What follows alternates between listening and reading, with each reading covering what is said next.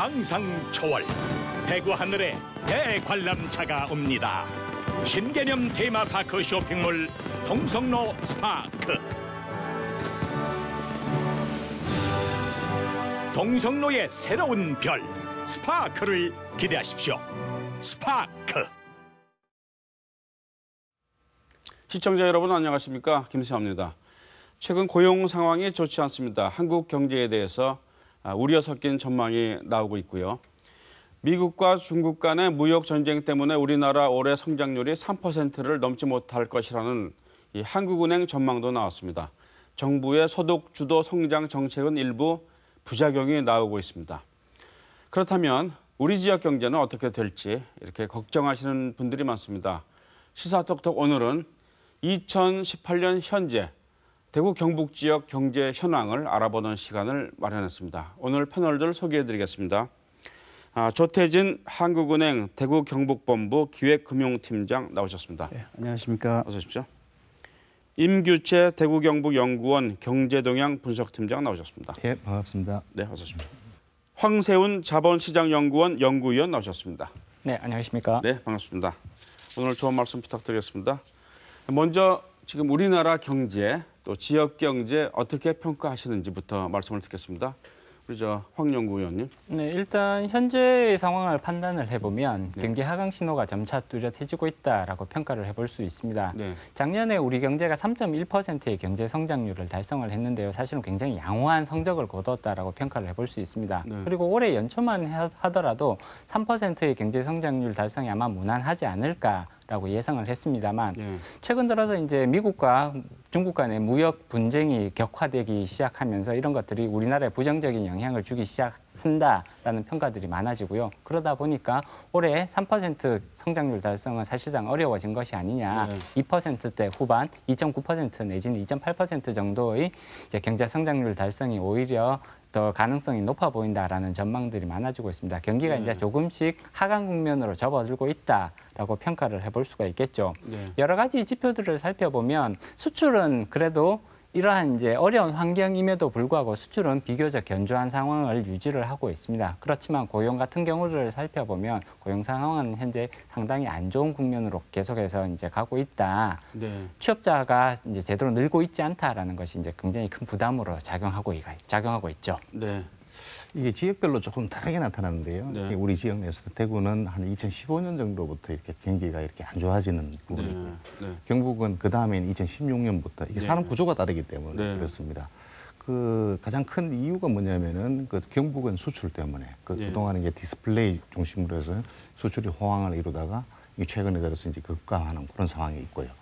대구는 이제 그 취업자 이야기가 나와야 되는데 최근에 그 취업자가 그 대구의 서비스 비중이 높지 않습니까? 그 중에서 이제 도소매업 중심으로 또 이제 건설 부분에 약간의 어떤 부진 이런 부분들 해서 좀 취업자가 줄어들기 때문에 이로 인해서 어떤 소비 진작 뭐 여러 가지 이제 소비 부분에서 약간 부정적인 그런 현상이 나타나고 있거든요. 그래서 전체적으로 이제 경기가 계속해서 이제 하강하는 그런 부분들이 나타나고 있습니다. 네.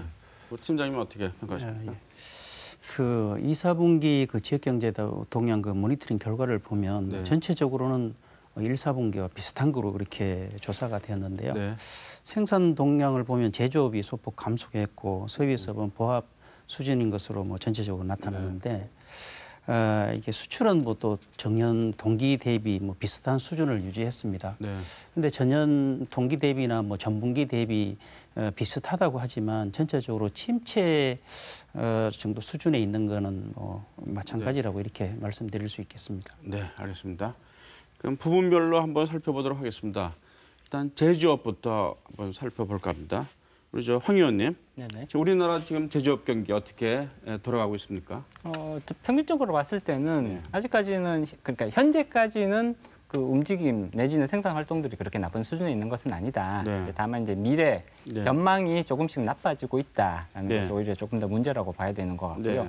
그리고 또 한 가지 산업별로 차별화되는 모습이 굉장히 뚜렷하게 나타나고 있다. 이런 것들이 이제 특징으로 살펴볼 수가 있겠습니다. 예를 들자면 화장품 산업이라든지 혹은 제약 산업 같은 경우는 여전히 굉장히 견조한 모습들을 보이고 있습니다. 그렇지만 자동차라든지 그다음에 철강, 선박 같은 그러니까 조선업 같은 네. 경우에는 굉장히 안 좋은 모습들이 계속 네. 나타나고 있고요. 이러한 산업 간의 격차들이 해소되지 않고 당분간 계속해서 유지될 오히려 더 확대될 가능성 이런 것들이 네.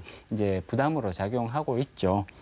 그 경제 전망 지수 같은 것들을 살펴봐도 사실은 이러한 모습이 굉장히 뚜렷하게 나타나고 있는데요. 관세 움직임 같은 것들이 이제 부담으로 작용하는 그 자동차 같은 네. 경우에는 지금 그 경제 전망 지수들이 굉장히 빠른 속도로 떨어지고 네. 있다. 그렇지만 화장품이라든지 제약, 네.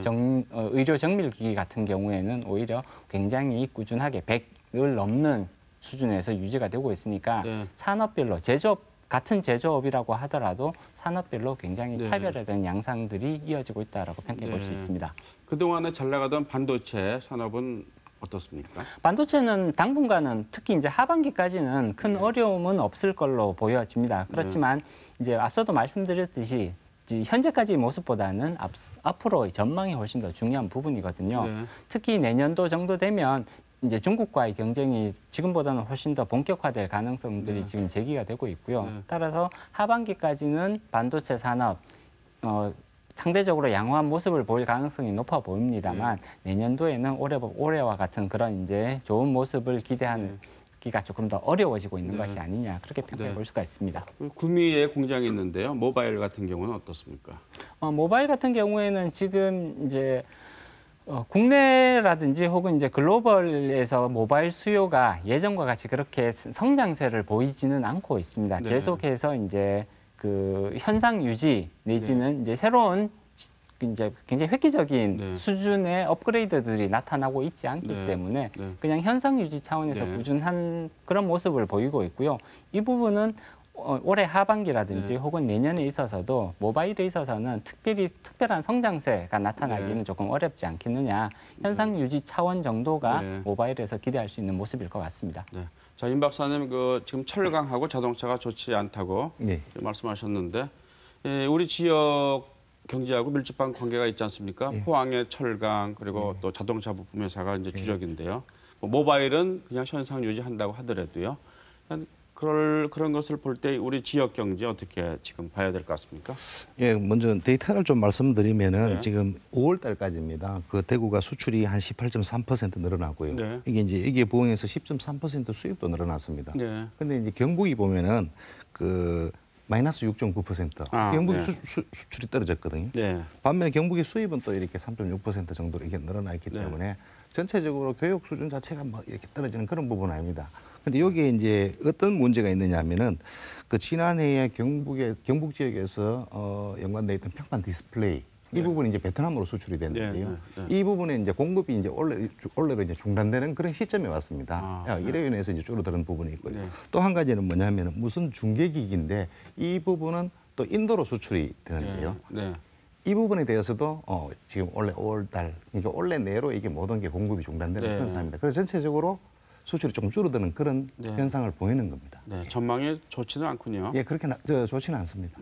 매월 한국은행에서 이제 기업 경기 실사 그 조사를 하는데요.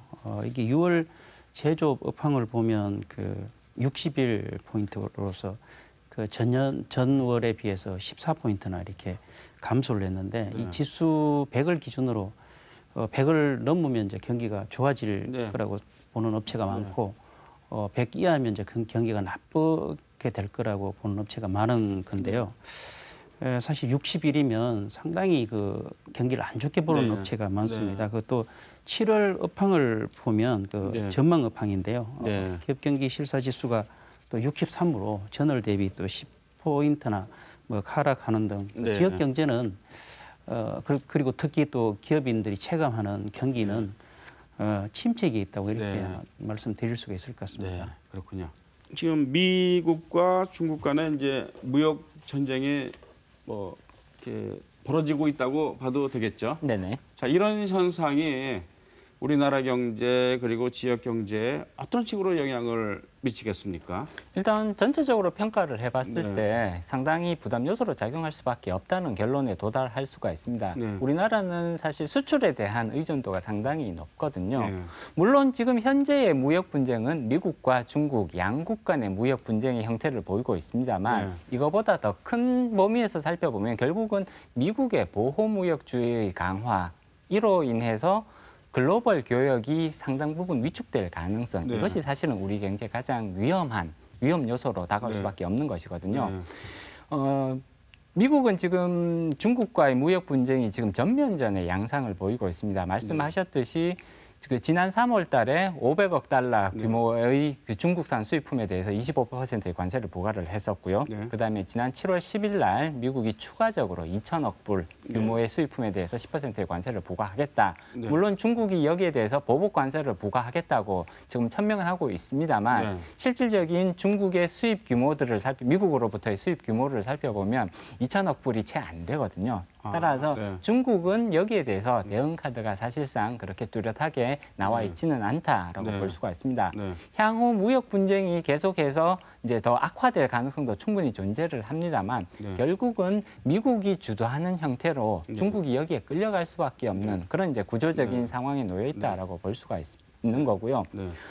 무역 분쟁이 발생했을 때 당연히 우리나라에 조금 부정적인 영향이 옵니다만 지금 당장은 여기에 대해서 지나치게 비관론으로 흐를 필요는 없다라고 볼 수가 있습니다. 일단 무역 분쟁은 미국과 중국 간의 무역 분쟁인 거고요. 물론 우리나라 중소기업들, 대구에 있는 다양한 종류의 이제 지역 기업들이 중국의 중간재를 많이 이제 수출을 하고 있습니다만 상당 부분이 이미 이제 중국 내수용 이제 상품에 들어가는 그런 중간재가 많이 포함되어 있고요. 그리고 우리가 중국을 통하지 않고 미국으로 직접 수출하는 그런 이제 기업들도 많이 있습니다. 이런 것들을 감안을 하면 미국과 중국의 그러한 무역 분쟁이 오히려 미국에 직접적으로 수출하는 기업들에게는 상당 부분 도움이 될 가능성도 배제할 수는 없거든요. 그렇습니까? 이런 기회들을 조금 적극적으로 활용하려는 그런 자세들이 이제 우리 기업들에게 조금 필요해 보인다라고 말씀을 드릴 수 있고요. 장기적으로 봤을 때는 이런 것들이 결국은 환율의 형태로 이제 귀결될 가능성들이 높기 때문에 거기에 대한 대비도 필요하다라고 말씀드릴 수가 있죠. 환율 형태로 귀결된다는 건 제가 조금 뒤에 다시 질문드리겠습니다. 자, 임 박사님. 우리나라에서 중국으로 수출하는 그 비중이 25% 정도 되고 홍콩까지 합치면 아마도 30%까지 되지 않을까 싶은데요. 그 수출품의 한 80% 정도가 중간재 아닙니까? 그렇습니다. 이 중간재가 내수용이라고 이렇게 말씀하셨지만 어떻습니까? 우리가 수출을 하면은 그 중간재를 가공해서 이제 미국으로 수출하는 부분이 있지 않을까. 그래서 우리한테 영향이 있지 않을까 하는 것이 우리가 걱정하는 부분이거든요. 근데 이제 내수용이라고 말씀하시는데 어떻습니까? 실제로 이제 그 내수용 부분이 지금 우리가 여기서 지금 가장 우려하는 부분이 자동차 부품, 그 주력 업종들이지 않습니까? 뭐 철강 산업도 그렇고. 실제로 이제 중국에 있는 상하이에 있는 현대 자동차가 있고요. 또 이제 미국에 보면 알리바마 공장에 또 현대 자동차가 있지 않습니까? 그 이쪽 부분으로 이제 중간재 부품을 수출하는, 그러니까 공급하는 거지요. 이런 공급하는 부분들이 상당히 많고요. 또 여기서 생산된 이 완제품들이 중국 내수 시장을 중심으로 해가지고 지금 현재 진행이 되고 있기 때문에 이걸 다시 미국으로 수출하거나 이런 부분들이 굉장히 좀 약하거든요. 철강도 마찬가지고요. 그래서 실질적으로 우리가 수출하는 특히 이제 지역의 대구나 경북에서 수출하는 이제 자동차 부품을 비롯해서 이제 기계 장비나 이런 것들 다 그 미국으로 중국을 우회해서 미국으로 수출하는 부분은 굉장히 미약한 걸로 이제 알고 있기 때문에 현재 단기적으로는 크게 우려하지 않아도 될 것 같습니다. 우리나라 무역 의존도를 보면요, 미국이 한 12%, 중국이 뭐 27%로 상당히 그 중국이 압도적으로 높은데요. 이게 임규채 그 팀장님 말씀하신 것처럼 중간재를 중국의 중간재를 수출하고 중간재를 그 조립해서 완제품을 만들어서 미국으로 나가는 경우에는 뭐 상당히 제약을 받을 수 있겠지만 그런 게 아니고 중간재를 수출한다 하더라도 중국에서 완제품을 만들어서 내수 시장에 공급하는 그런 제품들은 크게 영향을 받지는 않을 것으로 이렇게 생각됩니다. 조금 전에 이 무역 전쟁이 이제 환율 문제로 귀결될 것이다라고 말씀하셨는데 좀 구체적으로 말씀을 해주시죠. 네, 일단 지금 현재의 무역 전쟁은 관세 전쟁의 형태로 나타나고 있습니다. 네. 그러니까 미국이 중국으로부터 수입하는 제품에 관세를 부과를 하고요. 네. 여기 이제 세금을 붙이는 거니까 당연히 수입품의 가격이 오를 수밖에 없는 것이잖아요. 네. 그러면 중국은 또 여기에 대한 보복을 하기 위해서 미국으로부터 수입되는 제품에 중국이 다시 또 관세를 부과하고 이것이 다시 또 보복 관세를 또 부르고 뭐 이러한 형태의 관세 전쟁의 형태로 이루어지고 있는데요. 관세 전쟁이 나타났을 때 나타날 수 있는 굉장히 중요한 부작용이 있습니다. 수입되는 제품에 세금이 붙기 때문에 이 수입품의 가격이 오를 수밖에 없는 것이거든요. 그리고 이번에 지난 7월 10일 날 발표된 2천억 불의 중국산 수입품에 대한 관세는 소비자 제품들이 상당 부분 많이 포함되어 있습니다. 미국에서 실질적으로 중산층들이 소비하고 있는 중국산 제품들의 제품들의 가격이 올라간다는 것을 의미하는 거거든요. 따라서 국내의 인플레이션을 가져오고요. 그다음에 그동안 쉽게 말해서 싸게 중국산 제품들을 마음대로 소비할 수 있었는데 이 관세 때문에 비싸게 소비를 해야 된다라는 이런 불만들이 미국 국내에서 제기될 가능성들이 오히려 커지고 있는 것이죠. 이렇기 때문에 관세라는 것은 장기간 유지하기에는 사실은 상당히 부담이 작용할 수밖에 없습니다. 따라서 결국은 이 무역 분쟁이라는 것이 관세 전쟁의 형태로 계속 이어질 가능성보다는 이것이 환율의 형태로, 다시 말해서 미국은 중국으로부터 들어오는 제품, 그러니까 무역 적자를 줄이기를 원하고 있습니다. 그러려면 위안화가 상대적으로 가치가 올라가야 미국의 입장에서는 중국 제품이 적게 수입이 되고요. 반대로 미국의 제품은 더 많이 수출될 수 있거든요. 따라서 궁극적인 이 무역 분쟁의 해결 방식은 위안화가 상대적으로 가격이 올라가는, 평가 절상이 되는, 다시 말해서 달러는 평가 절하가 되어서 미국이 중국에 더 많이 수출을 하고 중국으로부터의 수입은 줄일 수 있는 이러한 방향성으로 이제 전개될 가능성을 더 높게 평가해 볼 수가 있는 것이죠. 언제 방향이 선회될지는 모르겠지만 그렇게 된다면은 원 달러 환율도 낮아질 거 아닙니까? 원화도 이제 절상되지 않겠습니까? 그럴 가능성이 높다고 볼 수 있습니다. 그러면은 결국 우리 수출도 원화 절상으로 인해서 어려움을 또 겪을 수도 있겠네요. 일단은 중국 무역 분쟁이 환율의 형태로 귀결이 된다면 당연히 이것은 원달러 환율에도 충분히 영향을 미칠 수 있는 사안이라고 볼 수가 있고요. 당연히 원달러 환율도 말씀하셨듯이 떨어질 가능성, 원화의 평가 절상을 가져올 가능성이 높아집니다. 수출 기업들이 여기에 대한 대비를 할 필요성이 있고요. 다만 원달러 환율이 떨어질 때 급격한 형태, 빠른 속도로 떨어지지 않고 굉장히 완만한 형태로 이렇게 조정이 이루어진다면 다행스럽게도 우리 기업들이 여기에 적응할 시간을 어느 정도는 가질 수 있는 거니까 충격이 상대적으로 조금 이렇게 약하게 내지는 우리가 그러한 충격을 어느 정도는 흡수할 수 있는 그런 시간을 벌 수 있는 것이 될 수 있을 것 같고요. 그리고 장기적으로 봤을 때는 환율이 수출에 굉장히 중요한 영향을 미치는 것도 사실입니다만 더 큰 요소는 사실은 기술 경쟁력이라든지 혹은 글로벌 수요가 어떻게 변하느냐 이런 것들이 굉장히 또 큰 영향을 미치는 것이기 때문에 기업들은 이러한 부분에 있어서 조금 더 집중할 필요가 있을 것 같습니다. 네, 조 팀장님, 아까 이제 BSI, 그러니까 경기 전망이 이제 이 하회 곡선을 그렸다고 말씀하시지 않았습니까? 근데 최근에 자료 보니까 이 수출 기업 같은 경우에는 이 BSI 경기 전망을 그렇게 이제 낙관적으로 보지는 않지만은 3, 4분기의 수출 기업의 경기 전망치는 그래도 이렇게 오른 부분이 있거든요. 상대적으로. 그게 이제 이렇게 분석하는 사람들도 있습니다. 남북 경협에 대한 기대감 때문에 이렇게 이 BSI 경기 실사 지수가 약간 오른 거 아니냐라고 분석하시는 분도 있는데 어떻게 봐야 되겠습니까? 지금 한반도에 이제 평화 무드가 조성되지 않습니까? 그래서 남북 경협에 대한 이제 기대감이 높아지고 있는데 이걸 어떻게 해석해야 될까요? 기대해도 될 것 같습니까? 특히 이제 대구 경북 지역 경제 그리고 이 기업은 어떻게 봐야 될 것 같습니까? 한반도의 평화 무드가 조성되면 지정학적 리스크가 감소해서 국제 금융 시장에서 우리나라의 신인도가 높아져서 자금 조달하는데 우리나라 기업들이 국제 금융 시장에서 자금 조달하는데 직접적으로 유리한 점은 분명히 있을 것 같습니다. 그런데 이 그 남북 평화 화해 무드가 조성된다고 해서 뭐 이게 개성공단을 재가동하거나 아니면 네. 금강산 관광을 재개하는 그 정도의 수준은 별개로 하고 바로 네. 남북 뭐 경제 협력 사업이 활성화된다거나 하기는 좀 어렵지 않을까 이렇게 생각됩니다. 왜냐하면 사실은 뭐 수익이 많이 난다 하더라도 네. 기업이 예를 들어서 뭐 영업 지속성이 만약에 담보가 되지 않거나 네. 혹은 또 투자 자금을 회수하는데 뭐 염려가 생긴다면 네. 기업이 진출하기는 좀 어렵지 않을까. 그리고 네. 지금 북한 내부 사정이 급변 가능성이 충분히 지금 네. 있는 상황에서 네. 기업이 아마 섣불리 투자에 나서기는 좀 쉽지 않아서 그냥 일반적인 이제 기대감은 부풀어 오를 수 있지만은 이게 직접 경기에 영향을 미칠 정도로 뭐 투자가 일어난다거나 이렇게 하기는 좀 어려울 것으로 생각됩니다. 네. 굉장히 전부 다 기대에 부풀어 있습니다. 네. 건설부터 시작해서 심지어는 그 제가 관련되는 회사들까지 네. 굉장히 그 기대감이 큰데요.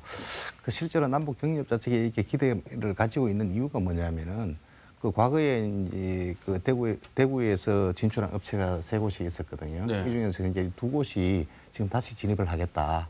여건이 조성이 되면 이 얘기는 뭐냐면은 그 북한 쪽으로 이렇게 이거 공단이나 이런 부분들을 가지고 그 노동력을 이용했을 때 그 얻을 수 있는 이득들이 상당히 크다는 얘기거든요. 네.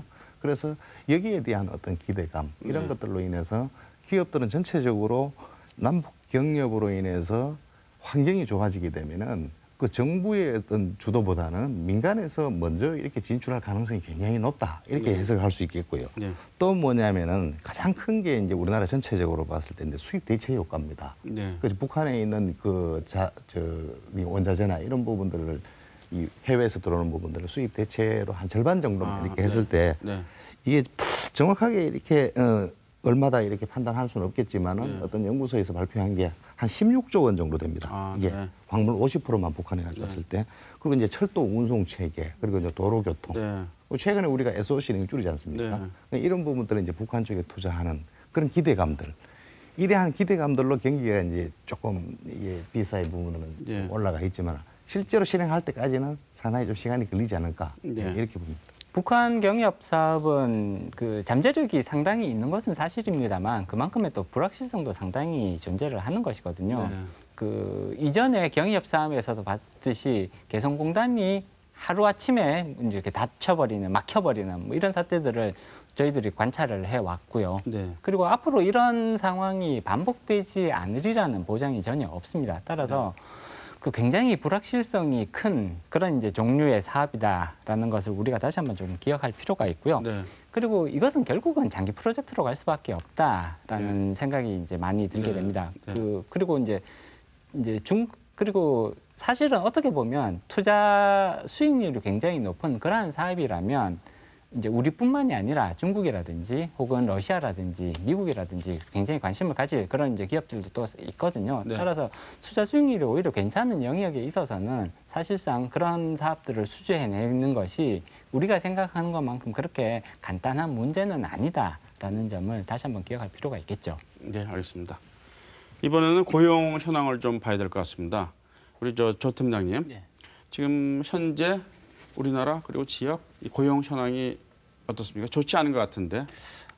뭐 고용이 뭐 악화되고 있는 건 뭐 사실인 것 같고요. 고용 악화는 뭐 취업자가 뭐 줄어들고 또 일자리가 부족하다는 건데 그 일자리가 없는 이유는 기본적으로 뭐 고용 없는 성장 그러니까 뭐 경제는 성장하는데 일자리가 늘어나지 않는 그런 것 때문에 그런 일이 발생하고 또 이렇게 된 이유는 이제 로봇이나 아니면 뭐 감시 카메라 같은 게 이제 인력을 대체하는 그런 데 원인도 있고요.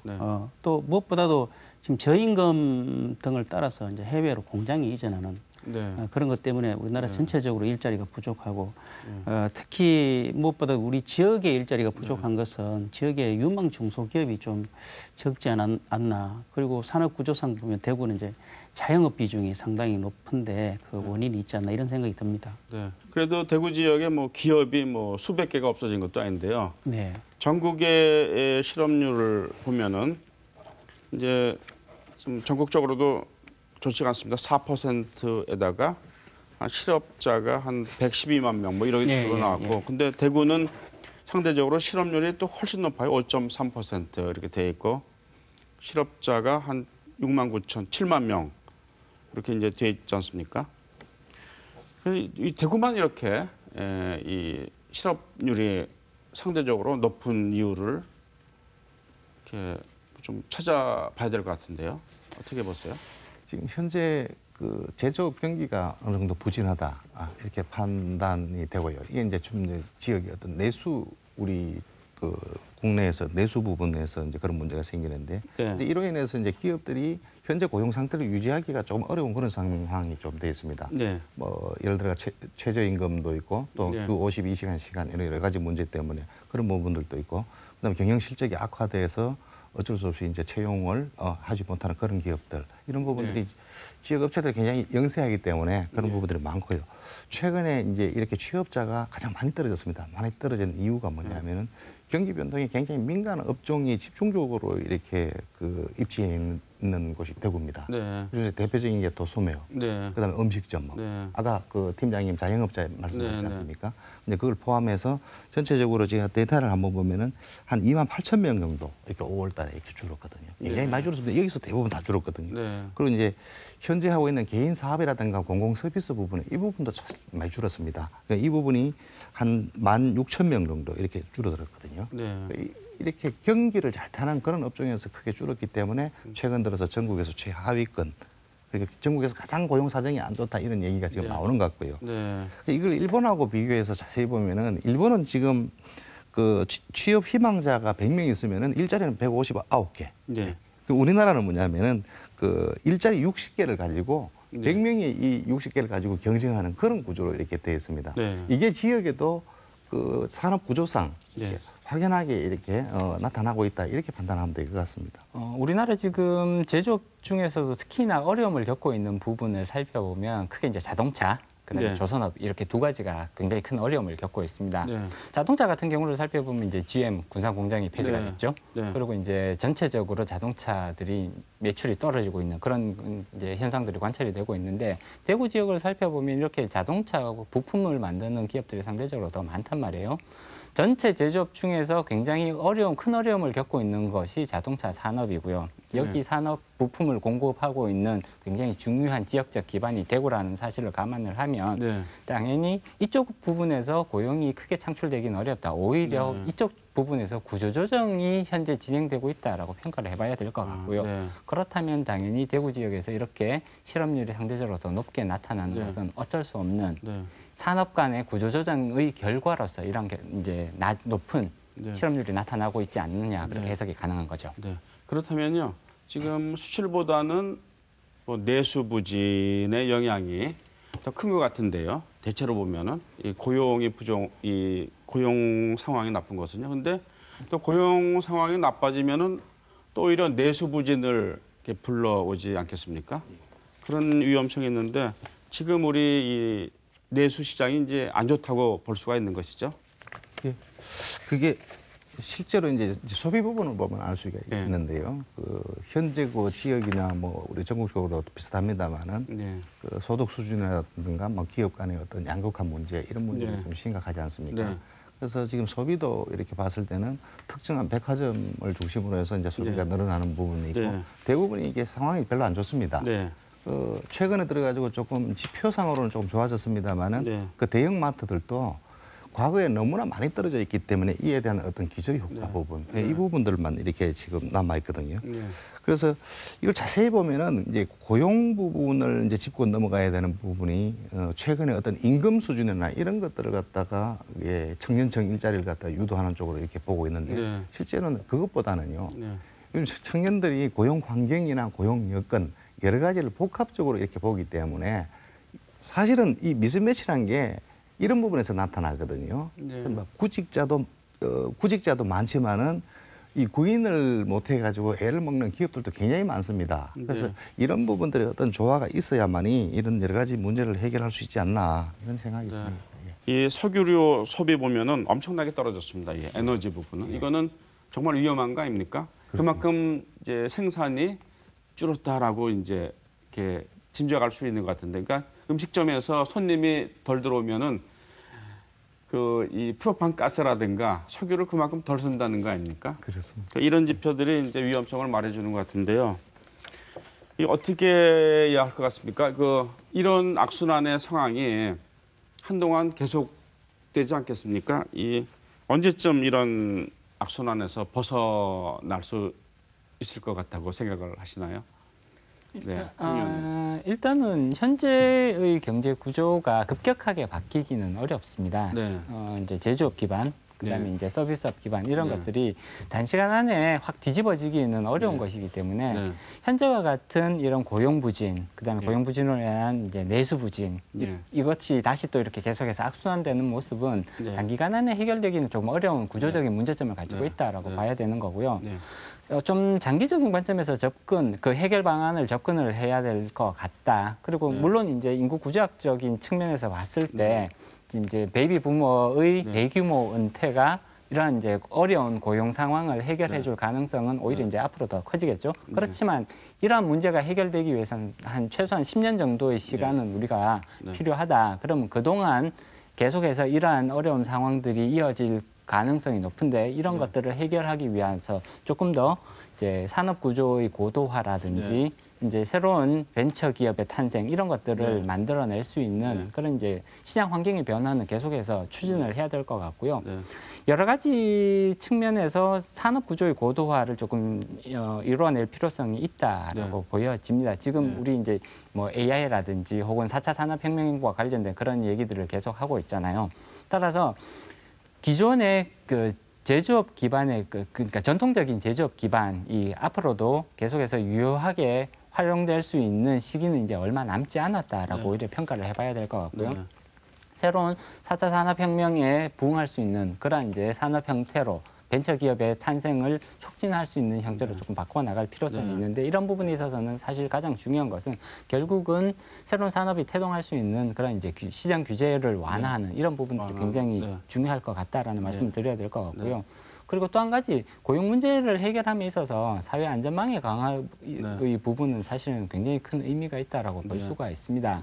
이게 시간이 지나면 고용 문제가 상당 부분 완화될 수 있는 가능성은 있습니다만 그래도 이것은 여기에는 최소한 10년 정도의 기간이 필요하다. 그렇다면 그동안 부의 양극화, 사회적 양극화가 확대되는 것은 일정 부분 지연시킬 필요가 있는 부분이거든요. 따라서 사회 안전망의 강화를 통해서 이러한 어려운 실업 상태에 놓여 있는 그런 계층들에 대한 구제를 조금 더 적극적으로 할 필요는 있다라고 볼 수가 있죠.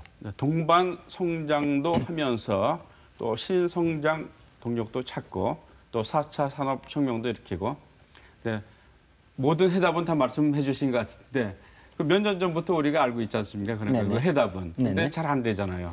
일단은 굉장히 중요한 부분 중에 하나가 사실은 과감한 규제의 완화라고 볼 수가 있습니다. 저는 이 부분이 굉장히 중요한 부분이라고 생각을 하는데 사실은 과감한 규제 완화에 있어서는 우리가 굉장히 지금 뒤처지고 있다라고 볼 수가 있습니다. 예를 들어서 이제 드론 산업 같은 경우를 예를 들어보면 지금 드론 산업이 중국이 굉장히 앞서가고 있단 말이에요. 근데 우리나라는 지금 드론 산업이 굉장히 상대적으로 뒤처지고 있는데 왜 우리나라가 뒤처지고 있느냐를 그 시장에 계신 분들한테 문의를 해보면 굉장히 다양한 종류의 규제들이 많아서 실질적으로 드론이 활발하게 활용되기가 어려운 시장 환경이다. 그러면 이런 것들을 해결을 해줘야 되는데 사실 규제 완화에 있어서 굉장히 중요한 부분은 이 규제를 완화를 했을 때 만일에 조금 어떤 이제 사고가 발생을 했을 때 그런 사고에 대한 책임을 누가 질 거냐.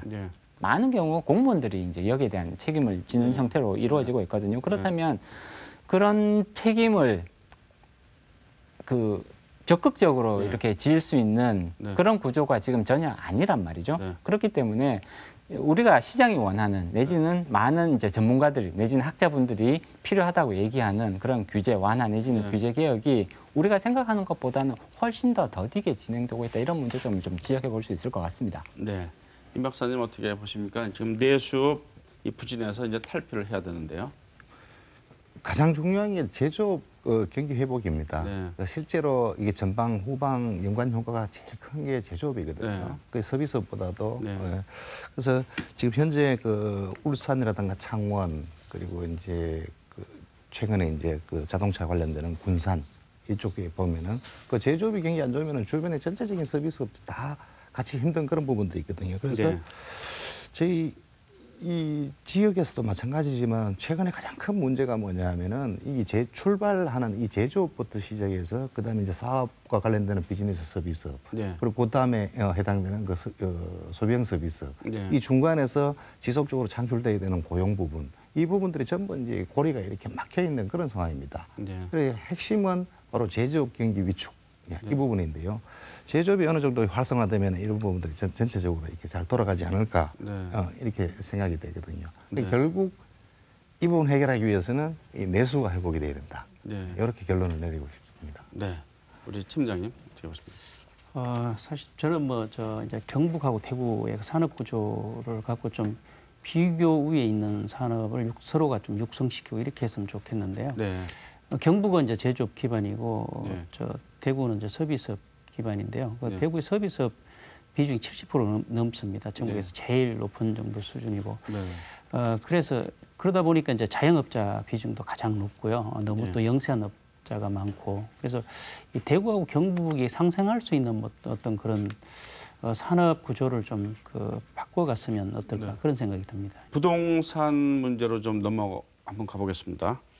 이 부동산 경기도 전국적으로는 이렇게 좀 보합세를 이제 보이는 것 같은데요. 대구는 특히 수성구 지역은 많이 올랐습니다. 많이 올랐고 지금은 뭐 주춤하는지 모르겠습니다만 이게 어떻게 흘러갈 것 같습니까, 우리 임 박사님? 지금 올해의 대구 아파트 시장의 최대 변수가 이제 금융시장의 어떤 변화 부분이고, 네. 그다음에 이제 거래량 부분인데, 최근 들어서 보면은 2018년도 이제 대구의 입주 물량이 12,700세대쯤 이렇게 됩니다. 네. 그리고 이제 연간 수요가 저희들이 이제 추정을 했습니다만 기존에 13,600호에서 지금 많이 줄었습니다. 네. 1,700호 정도, 네. 약 11,000호 정도로 이렇게 줄어 있는 상태에서 이 공급이 지속되고 있거든요. 네. 이제 공급이 지속되고 있지만 투기 과열지구로 지정이 된 수성구 쪽은 굉장히 또 공급이 어느 정도 이렇게 지체되고 있는 그런 부분들이기 때문에 네. 가격 상승은 투기 과열지구로 지정이 됐어도 계속해서 올라가는 부분, 그런 부분이고요. 그럼 제일 문제가 뭐냐면은 달성군 쪽입니다. 이게 달성군은 1차적으로 공급 과잉이 우려했지만은 올해 들면서 또 2차적으로 공급 과잉이 추가적으로 이제 입주 물량이 늘면서 우려가 된다, 이런 현상이 나타나고 있거든요. 네. 그것도 일반적인 국민주택 기준 이 부분에서 나타나기 때문에 아마 달성군 쪽 중심으로 해서 좀 불안한 그런 부분들이 있고요. 네. 그다음에 이제 문제는 이 거래량이 수성구에도 가격은 오르지만 거래량은 그렇게 많지 않습니다. 네. 그래서 이 거래량 부분들이 있고 하반기에 DSR 이쪽 부분을 시행을 할 경우에 전체적으로 부동산 시장을 조금 더 위축시킬 가능성은 충분히 있다, 이렇게 보고 있습니다. 네, 우리 팀장님. 예. 사실 작년 부동산 대책이 여러 번 나왔는데요. 그래서 수도권을 제외하고는 전부 다른 대부분 지역이 이제 하락세를 보이고 있었는데 유독 이제 대구, 특히 수성구가 지금 아파트 가격 상승세가 지속되고 있습니다. 네.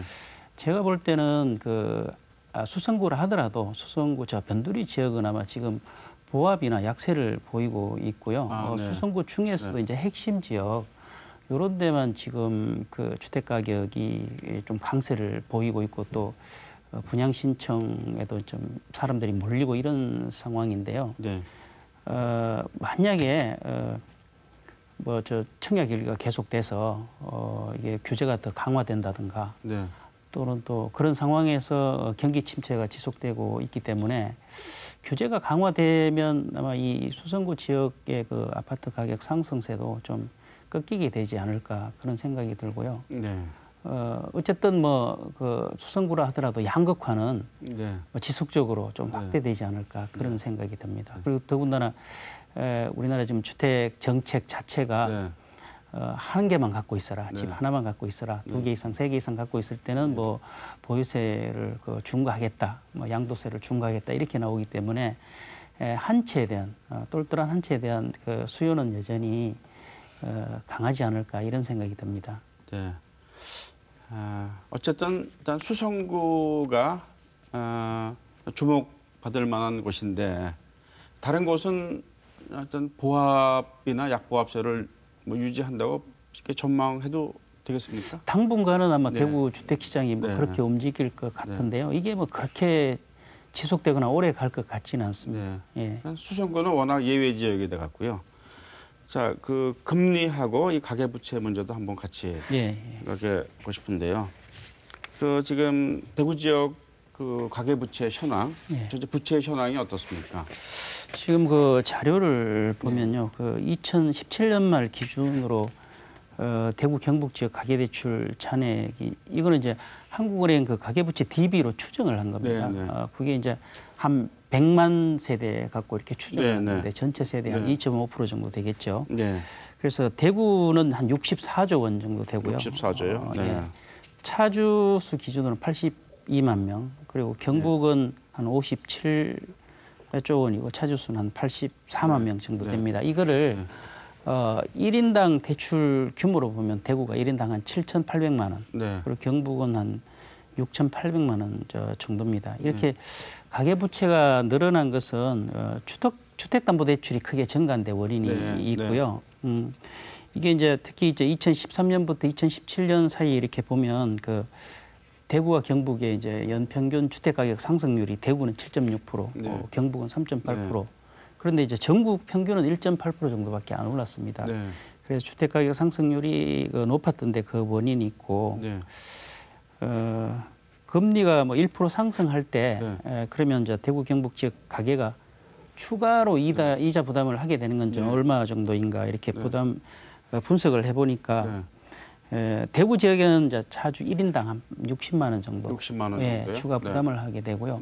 경북은 그보다 좀 작은 한 56만 원 정도 추가 부담하게 되는 수준입니다. 금리가 1% 오를 때마다요? 예, 그렇습니다. 자, 그렇다면은 지금 가계부채가 상대적으로 이 지역이 높은데요. 그럼 부동산 경기에도 뭐 영향을 줄 수 있을 것 같고요. 그리고 또 지금 금리가 지난 12일 목요일 한국은행이 이제 기준금리를 동결했지만 사실상 상승할 것이라는 것이 일반적인 예측 아니겠습니까? 미국에서 이제 금리를 올릴 거니까요. 그러면은 이것이 이 가계부채가 많은 이 지역에 어떤 식으로든지 간에 영향을 주지 않겠습니까? 그러니까 그 금리 변동과 이 가계부채와 부동산 이렇게 묶어서 전망해 본다면 어떻게? 일단 지금 이제 금리는 여러 가지 경제 활동에 영향을 미치지만 부동산 경기에도 굉장히 큰 영향을 미친다고 볼 수가 있습니다. 이제 앞서도 계속 부동산에 관련된 말씀들을 해주셨는데요. 부동산 가격, 아파트 가격 변화에 있어서 가장 크게 우리가 살펴볼 필요성이 있는 게 사실은 저는 두 가지라고 보고 있는데 하나는 금리고요. 하나는 정부의 부동산 정책이라고 볼 수가 있죠. 정부의 부동산 정책 스탠스는 굉장히 명확합니다. 우리는 부동산에 대한 규제를 계속해서 강화해 나가겠다. 세금도 더 높이겠다. 이것은 사실은 부동산 경기에 있어서는 굉장히 부담이 되는 요소일 수밖에 없는 것이고요. 또 한 가지 금리, 지금 금리는 계속해서 상승 추세를 보일 것이 거의 확실해지고 있습니다. 미국은 올해 하반기에 기준금리를 2번 더 올리겠다라고 이미 공언을 한 상태고요. 물론 한국은행은 지금 현재까지 계속해서 그 기준금리를 동결하고 있습니다. 그리고 하반기에 기준금리를 올릴 수도 있겠습니다만 계속 하반기에도 동결을 하거나 혹은 올린다 하더라도 한 번 정도 올릴 가능성들이 있지 않을까라고 지금 시장에서는 예측을 하고 있고요. 그렇지만 미국이 계속해서 금리를 올리게 되면 이것이 시장 금리에 직접적인 영향을 미치기 때문에 시장 금리는 계속해서 따라올 수밖에 없고요. 그러면 대출자들은 보통 우리나라는 이제 변동금리로 대출을 많이 받잖아요. 그렇기 때문에 대출자들은 추가적인 한국은행이 기준금리를 계속해서 붙잡고 있다 하더라도 시장금리가 오르기 때문에 대출자들은 더 많은 이자 부담을 할 수밖에 없는 그런 구조로 가고 있거든요. 지금 1% 좀 전에 이제 팀장님께서 말씀해 주셨듯이 1% 지금 오르게 되면 50만 원 내지는 60만 원 정도의 추가적인 이자 부담이 발생한다. 크지는 않습니다. 그렇지만 이것이 계속해서 축적이 된다고 가정을 하면 사실은 이것은 굉장히 큰 부담 요소가 될 수밖에 없는 것이고요. 그리고 지금 은행 쪽에서 대출 받으시는 분들도 많겠지만 사실은 더 큰 문제가 은행 이외의 금융기관에서 대출 받으시는 분들이거든요. 우리가 보통 이제 취약계층이라고 많이 얘기를 하는 이런 분들은 예를 들어 은행에서 대출 금리가 1% 오른다고 가정을 하면 이런 기관에서는 1% 이상 금리가 오르게 된단 말이죠. 경제적으로 더 힘든 분들이 더 높은 이런 이제 이자 부담을 해야 되는 그런 상황으로 가고 있고요. 사실상 더 한계 상황으로 몰리게 되는 그런 이제 문제점들이 있습니다. 따라서 이렇게 계속해서 금리가 올라가게 된다면 부동산에는 굉장히 부정적인 영향이 불가피하다. 그리고 이자 부담의 증가로 인해서 특히 취약계층의 소비 여력이 훨씬 더 빠른 속도로 나빠질 수밖에 없기 때문에 이런 부분들은 사실상 상당한 이제 우려스러운 부분으로 이제 발전할 가능성들이 있죠. 네, 그러니까 어떻게 보면은 이 부채가 부동산 경기를 견인했지만 이제는 오히려 위험 요소가 된 거 아니겠습니까? 우리 임 박사님, 이 위험 요소가 하여튼 분명히 존재하지 않습니까? 그렇습니다. 네, 어떻게 봐야 되겠습니까? 저희들이 이 부분에 대해서 분석을 해봤습니다. 네. 한국은행에서 0.2%포인트 그 기준금리를 올리게 되면은 그 일반 금융권에서 다시 조금 더 높은 금리로 이렇게 적용이 되고요. 네. 이 부분은 최근에 그 가계의 어떤 그 주택담보대출 부분에 영향을 바로 미치거든요. 저희들 분석을 한번 해봤습니다. 네. 대구 지역의 작년 기준입니다. 대구 지역 주택담보대출이 가계대출이 61.5%. 이 시점에서 분석을 했는데요.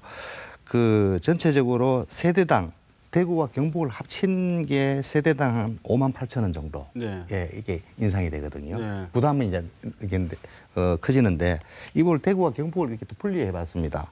분리해 보니까 대구가 8만 3천 원. 그리고 경북이 3만 7천 원 정도 이렇게 됩니다. 추가적으로 부담해야 되는 거. 그러니까 세대 1세대당요. 이게 근데 대출을 하지 않는 부분들을 빼면은 실질적으로 대출을 했는 사람들만 이 세대들만 포함을 하게 되면 이게 굉장히 좀 커지거든요. 그래서 이런 부분들이 그 대출 부담을 느끼게 되면은 이제 가계 이렇게 부동산 부분에서 어떤 지금까지 좋았지 않습니까? 어떤 위축이 될 거고 또 이로 인해서 전체적으로 가계 소비에서 그 주거와 연관돼 있는 그런 비용이 증가하게 되면 또 소비 위축으로 갈 것이고 그래서 전반적으로 이런 기에 서로 연결된 부분들이 굉장히 좀 안 좋은 그런 상황으로 가지 않겠나 이렇게 지금 보고는 있습니다. 네, 팀장님 어떻게 보십니까?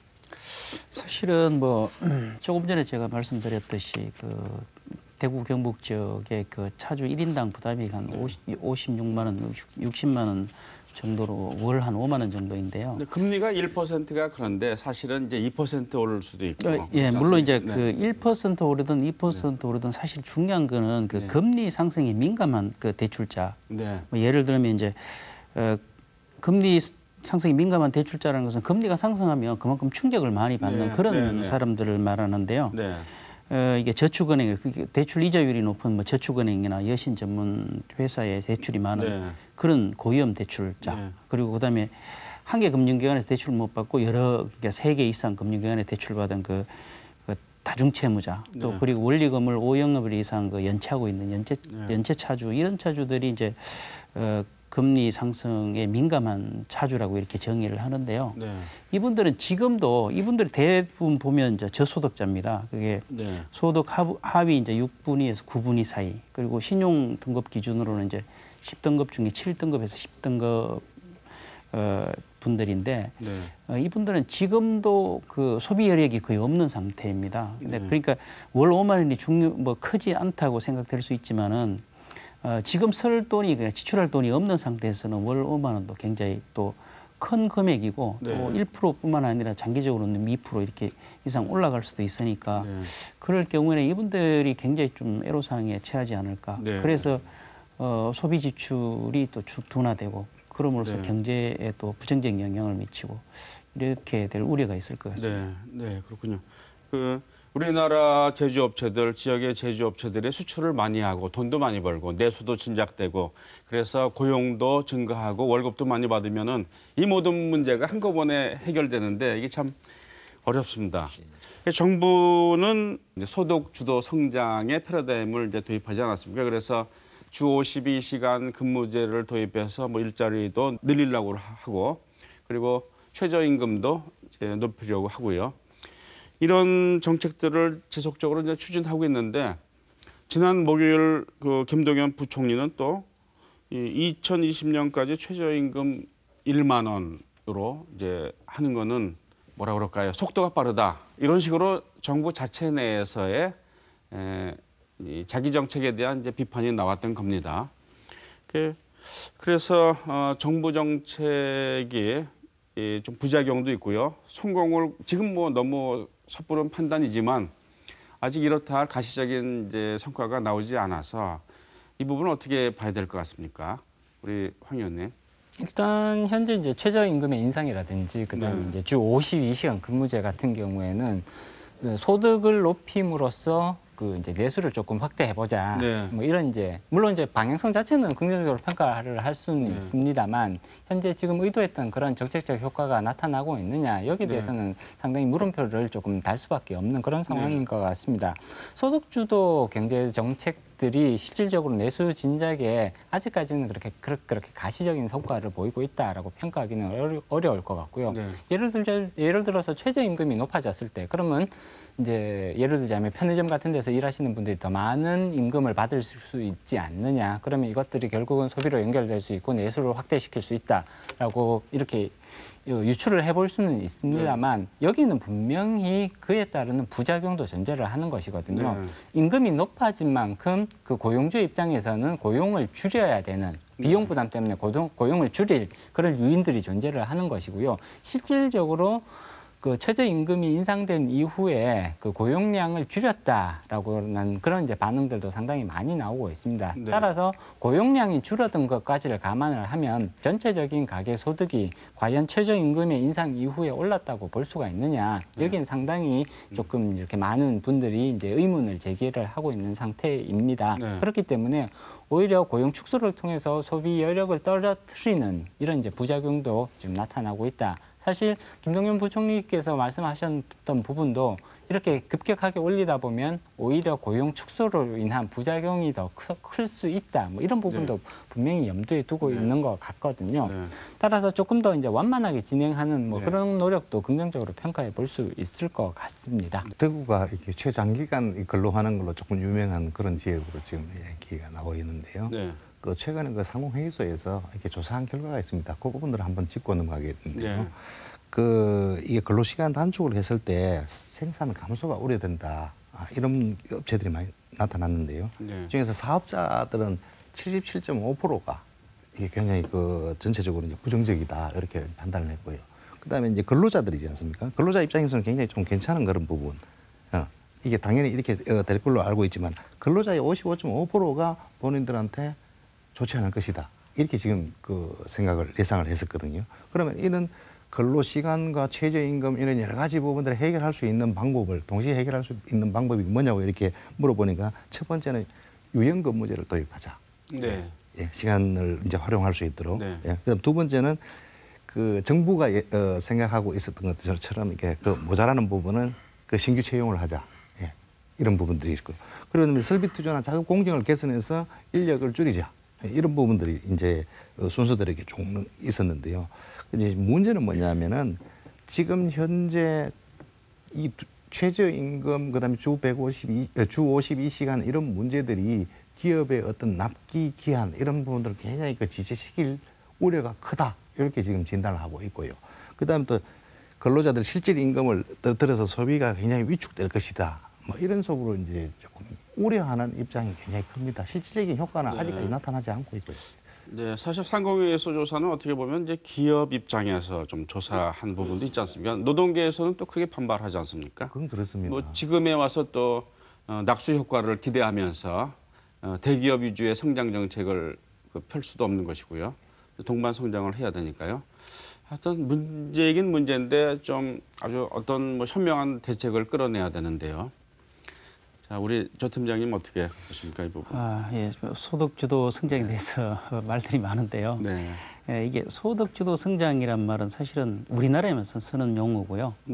원래 뭐 유럽이나 이런 데서는 임금주도 성장 이렇게 표현을 했던 용어입니다. 그런데 우리나라에서 왜 소득주도냐 이렇게 자영업자가 많아서 그분들도 정책 대상에 넣자 이렇게 해서 이제 소득주도 성장이라는 용어를 쓰게 됐습니다.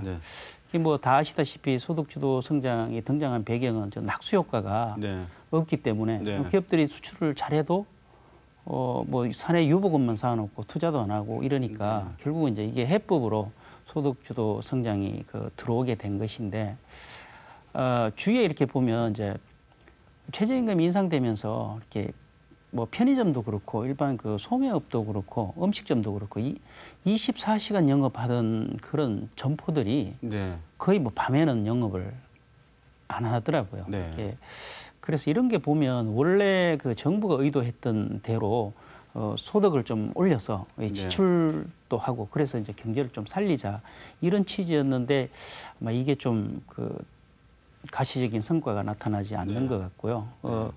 52시간 근무제는 사실은 뭐 이게 근로자들한테 그 저녁이 있는 삶을 네. 주자 이런 건데 소득 수준이 어느 정도 되는 그런 그 근로 계층에서는 전혀 문제가 없습니다. 그런데 네.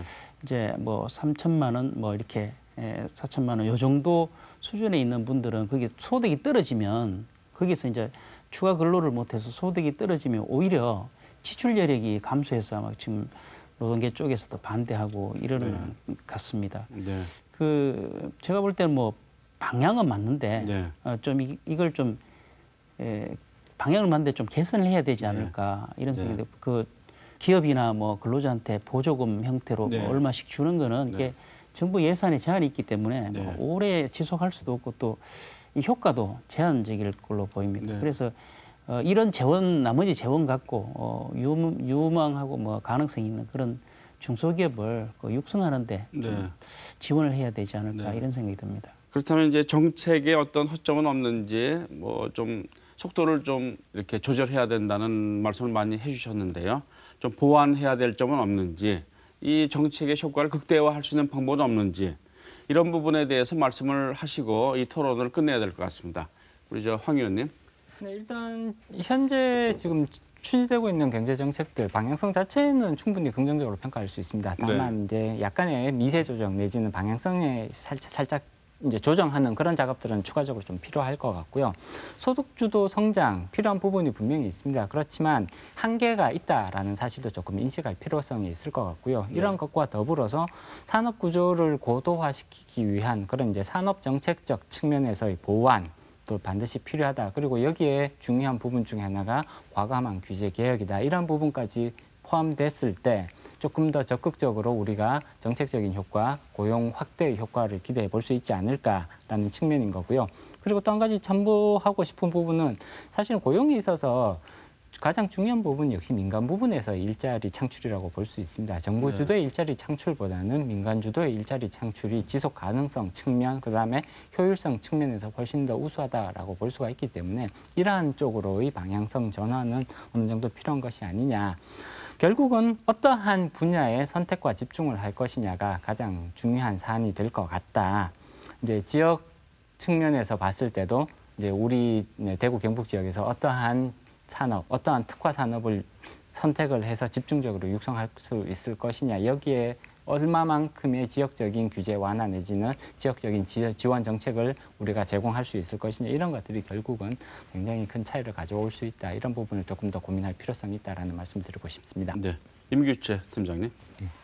그 소득 주도의 어떤 그 생산 방식도 그것도 중요하지만은 경제 회복을요. 네. 이제 실질적으로는 이게 생산 부분도 사실은 고려해야 됩니다. 네. 특히 이제 그래서 제조업 부분이라든가 이제 서비스 부분들이라든가 전반적으로 고용 창출할 수 있는 능력을 충분히 파악할 필요가 있는데 지금까지 너무 급하게 서두른 그런 측면 좀 있고요. 네. 그래서 그 특히 최근에 이제 중요한 부분이 고용 창출 이 부분인데요. 그 기업 특성에 맞는 그런 근무 방식이라든가 기업 특성에 맞는 어떤 그 최저 임금 적용 방법 뭐 이런 것들을 좀 고려할 필요가 있거든요.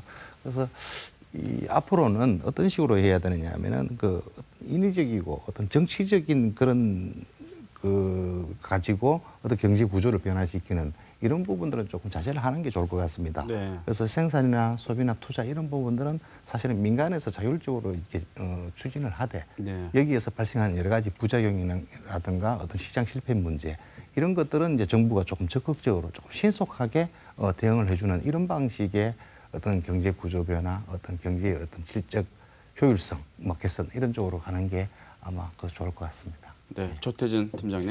예, 그 뭐 최저임금 인상의 뭐 급격한 인상 그리고 뭐 52시간 근로제, 뭐 전 사업장 확대 이런 거는 시장의 목소리를 좀 들어보고 완급을 좀 조절할 필요가 있을 것 같고요. 그리고 이 재원이 한정돼 있기 때문에 그 기업이나 뭐 근로자한테 보조금 형식으로 주는 것보다는 사회 안정망을 일단 확충하고 그 나머지 재원으로 이제 중소기업을 육성하는 게 이제 저는 뭐 우리 대한민국과 우리 지역이 살 길이 아닌가 이런 생각을 하고 네. 원래 그 월드 클래스 300에 선정된 대구 기업이 30개나 됩니다. 네. 이들 평균 매출액이 2천억이 넘고요. 네. 평균 고용 인원이 한 400명 가까이 네. 됩니다. 네. 이런 걸 볼 때 지역의 강소기업을 육성하는 게 우리나라가 뭐 일본이나 독일을 따라잡는 방법이 아닐까 이런 생각이 듭니다. 네. 오늘 말씀 감사합니다. 최근 평화를 향한 남북 간 화해 모드가 우리 경제의 심각성을 희석시켰다고 보시는 분들도 있습니다. 성장은 동반 성장이어야 한다는 것이 정부의 시각인 것 같습니다만 그래서 최저임금을 올리는 방식으로 소득주도 성장을 유도하고 또 주 52시간 근무제로 고용을 늘리려고 하는 것 같습니다만 새로운 성장 동력을 찾는 것도 매우 시급한 과제인 것 같습니다. 시사톡톡 오늘은 여기서 마치겠습니다. 시청자 여러분 감사합니다.